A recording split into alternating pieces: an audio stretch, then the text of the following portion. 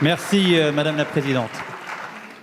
Face au retour rapide de l'épidémie de Covid-19 début octobre, l'état d'urgence sanitaire a été décrété le 16 octobre dernier.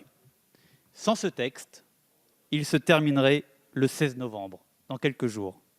Ce régime d'exception a permis au gouvernement de mettre en place successivement un couvre-feu et puis un reconfinement du pays pour protéger la santé de nos concitoyens. Cette épidémie, elle dure. Elle nous met à rude épreuve. Elle met notamment à rude épreuve les commerçants. Mais elle met à rude épreuve tout le pays.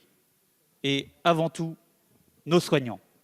Les soignants dans les hôpitaux qui font face, semaine après semaine, à un nombre de malades de plus en plus important. Et nous voulons saluer leur courage et leur professionnalisme pour soigner tous ces malades qui, jour après jour, déferlent dans les hôpitaux. Alors c'est pourquoi le groupe La République En Marche votera ce texte, qui prolonge l'état d'urgence sanitaire jusqu'au 16 février pour affronter cette vague épidémique et peut-être d'autres vagues épidémiques de cet hiver. Il votera ce texte qui prévoit un régime transitoire après l'état d'urgence sanitaire jusqu'au 1er avril, un régime qui a fait la preuve de son utilité à la fin du premier état d'urgence sanitaire. Il votera ce texte pour habiliter le gouvernement à prendre des ordonnances similaires au premier confinement et qui permettent d'adapter les règles de nos vies sociales et économiques à ce contexte exceptionnel pour aider nos concitoyens, pour aider les entreprises à passer ce moment difficile.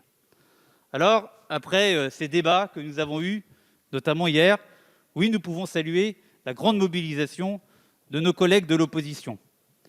C'est dommage, nous pouvons le regretter, qu'elle ait été au service d'amendements visant à limiter le gouvernement dans ses moyens d'agir ces prochains mois d'hiver pour protéger la santé des Français.